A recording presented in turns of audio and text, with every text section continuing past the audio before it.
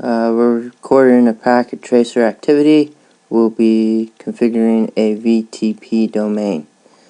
First thing I'm going to be doing is configuring the VTP server. So we'll click on that and we will click on the CLI, and then we will enter the global configuration mode.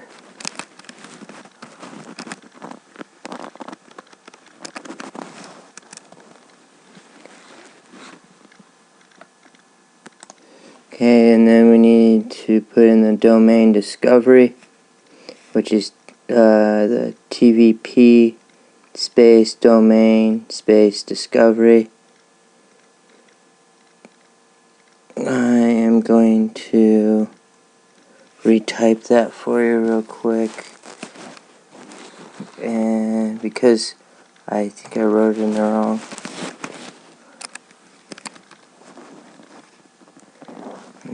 MIN, and I need to put a capital C in there. Y.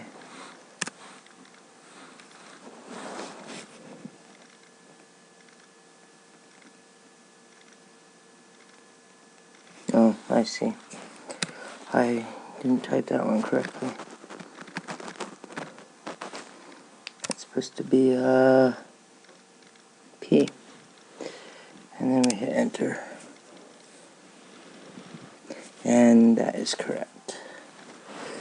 Okay, now we need to type in, set up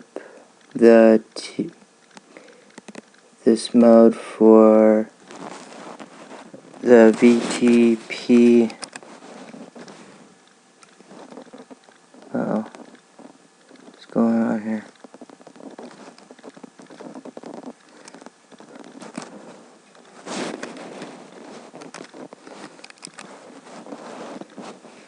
We're going to do the VTP mode server.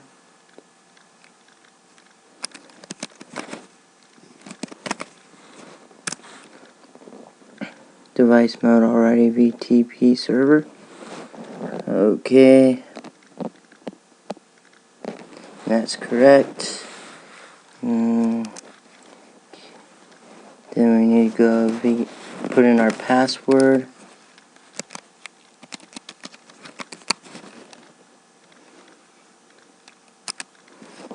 And we're going to go capital C for Cisco. And we're going to go 1, 2, 3. And enter.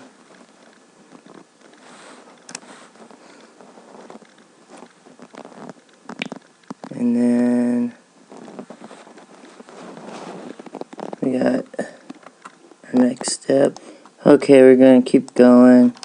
And we will go to the client. And client 1, go CLI. And we'll hit enter. And we will go VTP. Oops. We'll pretty much be doing the same thing to this server. So I'm going to do that real quick for you. Okay, I did it real quick. I entered client 1 and did enabled en conf t configuration.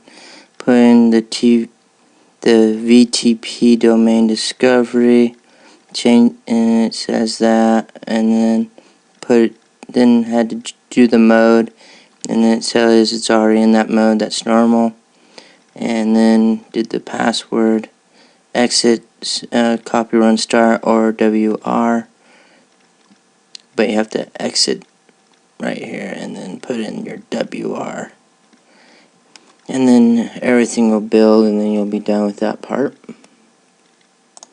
Okay, I'm not going to show you client 2 and client 3 because they're exactly the same, and it'll just take a lot more time than normal.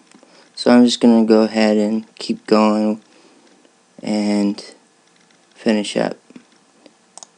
Okay, now I'm going to go to the VTP transportation, and again it looks like it's pretty much the same thing, and I'll do that real quick. Okay, I did this one real quick. It says it's mismatched here. I don't know if it says that when I put in with a capital D that it's complete, that my task is completed for that part. So I'm going to keep on going with that because that's what it says on here. I mean, it's a conflict on packet tracer, but I'm going to keep going because it's correct for packet tracer. I'm not sure if it's incorrect, but I'm going to keep going. Okay, I'm going to go ahead and configure a new LAN on the VTP server. So I'll click the server, hit enter. I will to go in global configuration mode. So I'm going to go EN and then conf T, and then I need to type in VLAN space 10, and then I need to go name space research, and then we'll exit the global configuration mode and save. So exit, and then we're going to go exit again. Now we can save. Now we'll go on to the next part. Now we're going to verify the VTP configuration.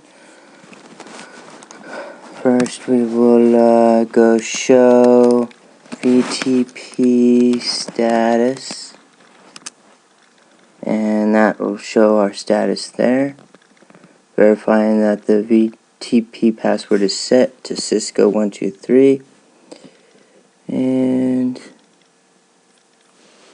it should be in there, enabled.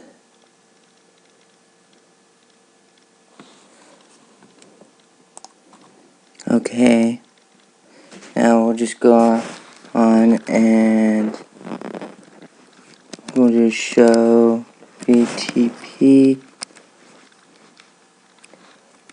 password,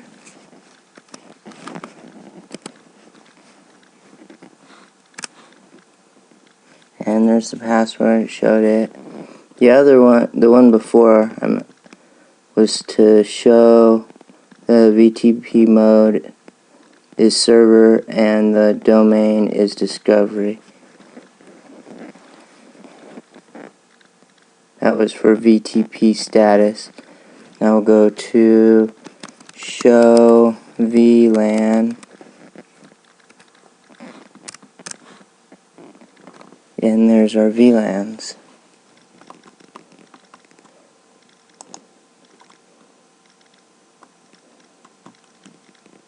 Okay, now we're going to do one more thing. We're going to go to select the VTP client 2, which is this one here, and we're going to go to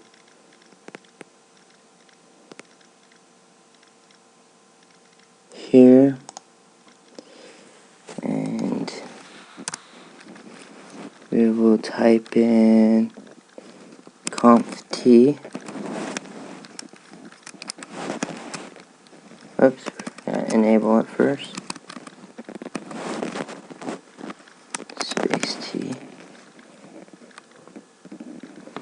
Now we will do the fast Ethernet. I'll do that real quick for you. Fast Ethernet 01 to VLAN 10. Okay, this is what I did. I did this real quick. See the interface. First I had to this kept on popping up, so I had to change my discovery to a capital D, and then it stopped doing that. So I did the interface space FA space 0/1 for the fast Ethernet. FA is for fast Ethernet. And then in that mode I did switch port space mode space access, hit enter, switch port space access space VLAN space 10, and hit enter, and it told me it did not exist, creating VLAN 10, so it created it. And then you do the exact same thing to client 3. So we'll go do that now. Okay, I just got into client 3 switch, and I did this exact same thing in the previous client, previous switch. Did another Ethernet fast to the VLAN, and now we need to go in and ping PC0 to PC1 to make sure it works correctly. So we go in the command prompt, we ping them, we ping PC1, and we get a reply. And we have 0 loss, and that's the end of this activity. Thank you for watching.